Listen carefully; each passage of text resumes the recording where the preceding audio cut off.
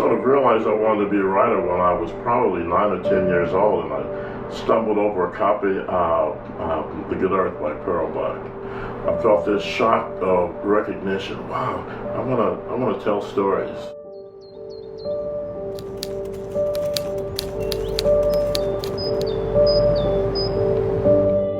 There's a really interesting connection between my writing and my diagnosis for acromegaly. You know, if I'm writing a story and I think the story is going to be one kind of story, sometimes the character does something or says something that surprises me.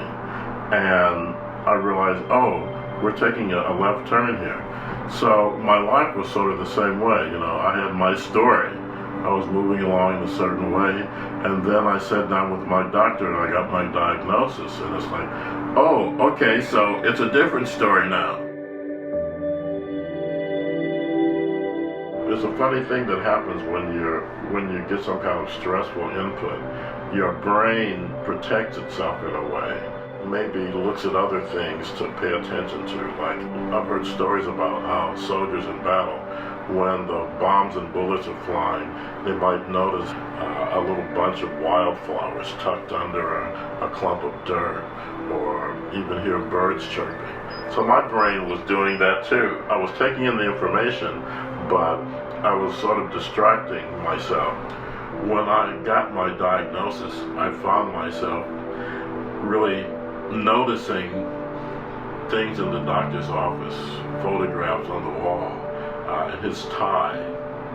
He was wearing a paisley tie. And he's talking about all this stuff, and I'm taking it in, but a big part of my brain is thinking about his tie.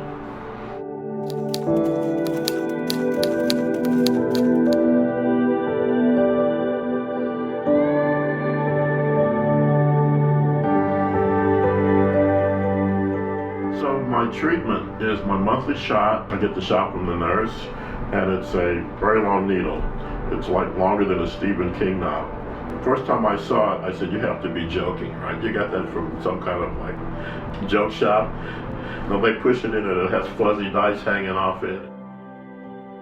First of all, I'm very grateful that I have the shot that helps me keep my growth hormone levels controlled. And I'm grateful for the care I get as a unit. But the fact is, having to get that shot every month tethers me to Boston, tethers me to the hospital.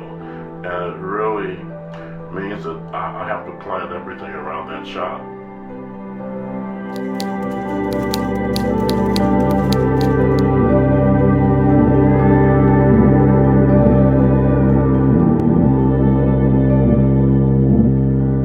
I like to share my story with other people who especially have just been diagnosed, because they're kind of freaked out, they've got a million questions, and I'm certainly in no position to give medical advice, but I can share my experience and answer questions. I can tell people what I've gone through, and hopefully being able to talk to somebody who's going through the same thing as you're going through helps people calm down, feel that they have a bit more power.